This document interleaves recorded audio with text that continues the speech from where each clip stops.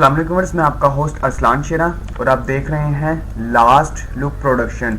Viewers, अगर आपने हमारा चैनल अभी तक सब्सक्राइब नहीं किया तो आपको इसे सब्सक्राइब कर लेना चाहिए। यहाँ पर आपको एक रेड कलर का बटन नजर आ रहा होगा, इस पर आपने क्लिक करके इसे सब्सक्राइब करना है, ठीक है। और आपको इसे सब्सक्राइब कर लेना चाहिए क्योंकि अब हमने यूट्यूब चैनल में ऑनलाइन अर्निंग के हवाले से, कंप्यूटर कोर्सेज़ के हवाले से, कंप्यूटर लैंग्वेजेस के हवाले से एंड सॉफ्टवेयर के हवाले से वीडियोस अपलोड करते रहते हैं। तो आपको इसे सब्सक्राइब कर लेना चाहिए। अगर आपने इसे सब्सक्राइब कर लिया हुआ है तो आपका बहुत बहुत शुक्रिया। और अगर आप हमारी वेबसाइट पर जाना चाहते हैं तो इस लिंक पर क्लिक करके आप हमारी वेबसाइट पर भी आ सकते हैं और गूगल में सर्च भी कर सकते हैं lastlookproductions.blogspot.com। यहाँ पर आकर आप लर्निंग के पेज पर क्लिक करेंगे तो हमारे तमाम के तमाम कोर्सेज आपके पास आ जाएंगे और सॉफ्टवेयर पर क्लिक करेंगे तो हमारे साथ तमाम के तमाम सॉफ्टवेयर आ जाएंगे और मैनुअली भी आप हमारे कोर्सेज को अटेंड कर सकते हैं एंड सॉफ्टवेयर को भी डाउनलोड कर सकते हैं। और व्यूअर्स, हमारे वेबसाइट पर भी हमारे तमाम के तमाम सोशल मीडिया हैं, यहाँ पर भी आप हमें फॉलो कर सकते हैं, ठीक है। आप जो ज़्यादा यूज़ करते हैं वहाँ पर आप हमें फॉलो करके वहाँ पर भी हमारे तमाम के तमाम कोर्सेज वगैरह अटेंड कर सकते हैं, ठीक है। और अगर आप चाहते हैं कि हमारी वेबसाइट की तमाम अपडेट्स आप तक बाय ईमेल पहुँच जाए करें तो यहाँ फॉलो बाय ईमेल में आप अपनी ईमेल लिखकर सब्सक्राइब के बटन के ऊपर क्लिक कर देंगे तो हमारी वेबसाइट भी सब्सक्राइब हो जाएगी। फिर आपके पास हमारी वेबसाइट की तमाम अपडेट्स बाय ईमेल पहुँच जाए करें। तो व्यूअर्स, चलते हैं, अब शुरू करते हैं हम अपनी वीडियो। व्यूअर्स, मेरा नाम अरसलान शेरा और आप देख रहे हैं लास्ट लुक प्रोडक्शन, जिसके अंदर हम सीख रहे हैं अडोब फोटोशॉप CS5। तो आज हमारा लेक्चर है जी डॉज टूल के ऊपर, लेक्चर नंबर 33। तो अगर आप अपनी टूल बार में 14वें नंबर पर देखेंगे तो आपको यहाँ पर मिलेगा डॉज टूल, ठीक है। अगर मैं इसका ड्रॉप डाउन मेन्यू ओपन करता हूँ राइट क्लिक करके, ठीक है, तो डॉज टूल और मजीद दो और टूल है इसके अंदर, burn tool and sponge tool, ठीक है। तो व्यूअर्स, ये तीनों के तीनों टूल्स हमारे इस चीज़ में इस्तेमाल होंगे कि आप अपनी पिक्चर के ऊपर मेकअप करने के ये काम आएंगे, ठीक है। तो इनकी शॉर्ट की ओ है, ठीक है। आपने जो भी किया होगा सिलेक्ट टूल ओ करने से वही आ जाएगा, ठीक है। तो सबसे पहले बात करते हैं जी डॉज टूल के ऊपर। बेसिकली ये तीनों के तीनों टूल्स ही मेकअप के लिए इस्तेमाल होते हैं, ठीक है। तो ऊपर आप इसकी मेन्यू बार देख सकते हैं। मेन्यू बार में सबसे पहले निब आ जाती है, ठीक है।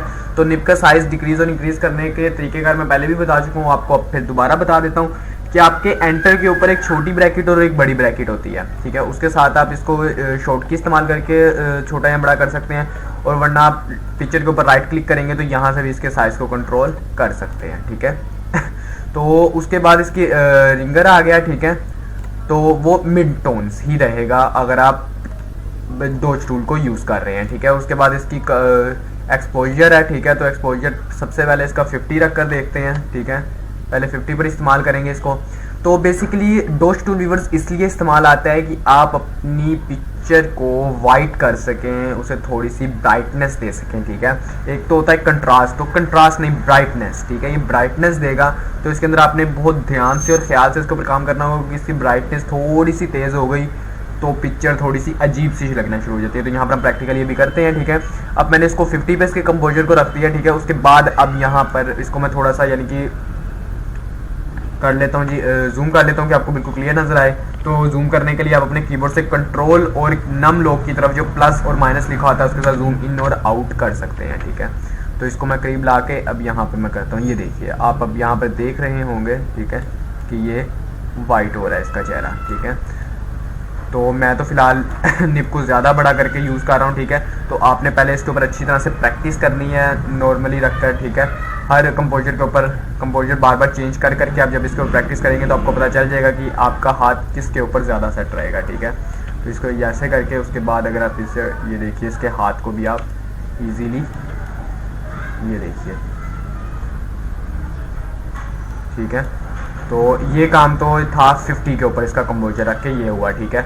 अब मैं ज़रा इसका अगर फ़र्क दिखा दूँ आपको अब में और पहले में, तो अब ये है और पहले ये थी, तो अब फ़र्क नुमाया इसमें देख सकते हैं, ठीक है।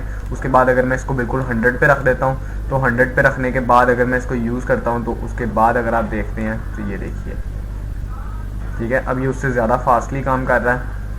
तो इसके साथ आप देख सकते हैं कि हमने किस तरह से इसके यानी कि ये देखिए इसके हाथ भी यहाँ से पहले नुमाया नहीं था, अब ये नुमाया हो गया, ठीक है। तो अब ज़रा आप इसके अंदर फ़र्क देखिए और जो पहले फर्स्ट वाला था व्यू थी ये देखिए, ठीक है, इसमें और इसमें कितना फ़र्क है, ठीक है। तो इसको आप नॉर्मली कंपोजर को कभी 70 पे, कभी 30 पे, कभी 40 पे, कभी 50 पे रख के यूज़ करेंगे तो हर पिक्चर के मुताबिक अलग अलग होगा, ठीक है। उसके मुताबिक ये काम करेगा, ठीक है। और एक पिक्चर के ऊपर मैंने इसको नॉर्मली यूज़ करके रखा हुआ है। तो ये देखिए इस पिक्चर के ऊपर इसको यूज़ किया गया है। तो ये देखिए इसके कलर के ऊपर, ठीक है। अगर मैं इसको थोड़ा सा जूम कर लेता हूँ तो आप तब भी देख सकते हैं, ये देखिए इसके ऊपर ये यूज़ किया गया है, ठीक है। अगर मैं थोड़ा सा और यूज़ करता हूँ तो देखिए इतना ख़ास फ़र्क तो नहीं पड़ रहा, लेकिन फिर भी ज़रा, ठीक है। ये देखिए अगर मैं थोड़ा सा और इस पे ऊपर यूज़ कर लेता हूँ तो इतना ख़ास फ़र्क नहीं पड़ रहा, हालांकि मेरा 100 पे मैंने रखा हुआ है। तो ये देखिए, ठीक है। तो इसके साथ यानी कि आप अपनी इमेज के अंदर ब्राइटनेस क्रिएट कर सकते हैं आसानी के साथ। तो मुझे उम्मीद है व्यूअर्स आपको डॉश टूल की समझ आ चुकी होगी। अगर आज के लेक्चर के हवाले से आपका कोई भी क्वेश्चन हो तो आप हमारे यूट्यूब चैनल पर भी कमेंट कर सकते हैं और हमारी वेबसाइट पर भी कमेंट कर सकते हैं। इंशाल्लाह 24 आवर्स में आपको उसका आंसर मिल जाएगा। अगर आपको ये वीडियो अच्छी लगी, ये लेक्चर अच्छा लगा तो इसे लाइक कीजिएगा, अपने फैमिली मेम्बर्स और अपने दोस्तों के साथ इसे शेयर कीजिएगा और हमारे चैनल को सब्सक्राइब करना मत भूलिएगा। मिलेंगे नेक्स्ट लेक्चर में। खुदा हाफिज़।